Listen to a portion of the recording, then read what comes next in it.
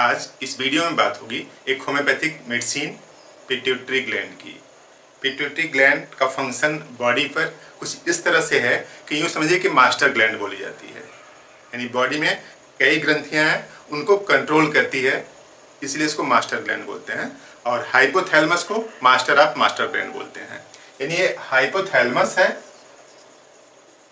जिसको master of master gland बोलते हैं, मास्टर ऑफ मास्टर ग्लैंड। और ये जो मास्टर ग्लैंड है वो क्या है? पिट्यूटरी है। पिट्यूटरी ये मास्टर ग्लैंड है और इसी के सिक्रेशंस से बनाया गया है पिट्यूटरी ग्लैंड होम्योपैथिक मेडिसिन। यानी पिट्यूटरी ग्लैंड जो होम्योपैथिक मेडिसिन है वो पिट्यूटरी ग्लैंड के केमिकल्स यानी यूँ समझिए कि सिक्रेशंस का यूज करके बनाया गया है, तो इसको मास्टर ग्लैंड बोलते हैं।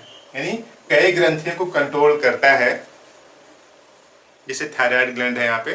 और थायराइड एक मेटाबॉलिक हार्मोन है, T3, T4, TSH। इन सब की जो एक्टिविटी है बॉडी में कैसे बढ़ेगी, कैसे कम होगी, कंट्रोल कौन करता है? पिट्यूटरी। और इसी से बनाई गई है। इसका बेहतरीन एक्शन है हेमरेज पर, यानी कहीं पे भी हेमरेज हो जाए, खास तौर से सेरेब्रल हेमरेज यानी ब्रेन हेमरेज, ब्रेन के अंदर कहीं हेमरेज हो जाए तो उसके अंदर का जो क्लॉट होगा उसको रीअब्जॉर्ब कर लेता है। तो बहुत क्रूशियल फंक्शन है इसका। छोटी सी मेडिसिन बट काम बेहतरीन है इसका। तो लिखा है हाई ब्लड प्रेशर, यानी जिनका ब्लड प्रेशर ज़्यादा रहता है। सीधी सी बात है कि हाई ब्लड प्रेशर एक सिम्टम्स है और हाई ब्लड प्रेशर होने के कई कारण हो सकते हैं। और उसका यानी हाई ब्लड प्रेशर का शरीर के ऊपर दुष्प्रभाव लॉन्ग टाइम में पड़ने की संभावना बनती है, खासतौर से किडनी के ऊपर। जिनका ब्लड प्रेशर ज़्यादा रहता है तो 4-10 सालों में संभावना बनती है कुछ लोगों में किडनी में कोई दिक्कत स्टार्ट हो जाए। तो हाई ब्लड प्रेशर है। और उसके साथ साथ देखिए क्रॉनिक नेफ्राइटिस, यानी जो किडनी की जो सबसे छोटी यूनिट है उसको नेफ्रॉन बोलते हैं, तो उसमें सूजन आ सकती है। हाई ब्लड प्रेशर का एक और साइड इफेक्ट किडनी के नेफ्रॉन में सूजन, जिसको नेफ्राइटिस बोलते हैं। अगर नेफ्राइटिस हो रहा है तो सीधी सी बात है कि बॉडी के और फंक्शन प्रभावी होंगे, यानी गलत तरीके से काम करेंगे। प्रोटीन जा सकता है, प्रोटीनूरिया हो सकती है, कहीं पे सूजन आ सकती है, इस तरह से। और उसके साथ साथ क्या है? प्रोस्टाइटिस है। जो प्रोस्टेट है उसमें भी इन्फ्लेमेशन है, रात को कई बार पेशाब लग सकती है, फ्रिक्वेंट यूरिनेशन हो सकता है। तो इस तरह से हाई ब्लड प्रेशर का इम्पैक्ट नेफ्रॉन पे पड़ा, क्रॉनिक नेफ्राइटिस हुई।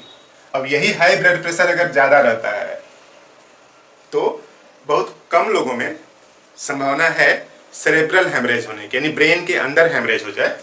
तो ब्रेन के अंदर हेमरेज हो जाएगा तो सेरेब्रल हेमरेज। और ब्लड अगर आर्टरी से बाहर निकल जाता है, वेन से बाहर निकल जाता है, तो वहाँ पे क्लॉट बना लेगा। तो जो क्लॉट है, जैसे मान लीजिए कि यहाँ पे ब्लड फ्लो हो रहा है इस तरह से, नॉर्मली आर्टरी वेन्स के अंदर फ्लो होगा तो वहाँ पे क्लॉट नहीं बनेगा। जो इसके बाहर आता है, यानी यहाँ पे थोड़ी सी टूटा, यहाँ से बाहर आया तो यहाँ पे क्लॉट बनेगा।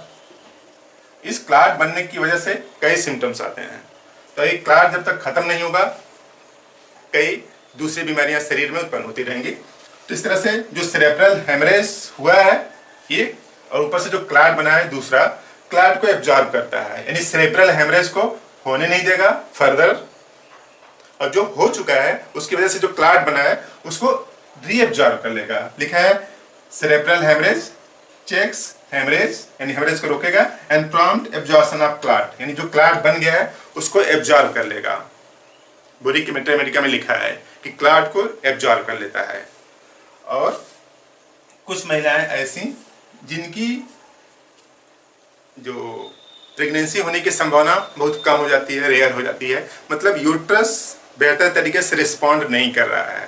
तो जो यूट्राइन इनर्शिया है की वजह से जो इनफर्टिलिटी है, यानी यूट्राइन इनर्शिया की वजह से जो इनफर्टिलिटी है, उस वजह को भी दूर करती है।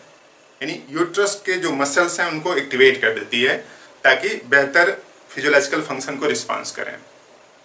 तो यूट्राइन इनर्शिया हो, चाहे कहीं पे क्लॉट हो या फिर हाई ब्लड प्रेशर हो, इन सबको ठीक करने के लिए पिट्यूटरी ग्लैंड एक बेहतर ऑप्शन है। टेबलेट आप यूज करें 2 टेबलेट 3 टाइम, सुबह दोपहर शाम। तो इस पिट्यूटरी ग्लैंड से जो ब्लड प्रेशर वो नॉर्मल आएगा। और ब्लड प्रेशर अगर नॉर्मल हो गया तो नेफ्राइटिस होने की संभावना अपने आप कम हो जाती है। और जिनका ब्लड प्रेशर बढ़ा रहता है उन्हीं में संभावना बनती है ब्रेन हेमरेज होने की, यानी जिसको सेरेब्रल हेमरेज बोलते हैं, तो उसकी भी संभावना को कम कर देता है। यानी हम लोग अगर इसको कम कर दें, हाई ब्लड प्रेशर को कंट्रोल कर लें, और मेडिसिन है राल्फिया, ग्लोनाइन, इस तरह से कई मेडिसिन है जो ब्लड प्रेशर को कंट्रोल करती है। तो अगर इसको हम लोग कंट्रोल कर लें तो ये सब होने की संभावना कम हो जाएगी। इसी तरीके के और बेहतरीन वीडियो आप उनको देखें, इन्फॉर्मेशन बनाएं, बीमार होने की संभावना कम करें। आपने पूरा वीडियो देखा, थैंक यू।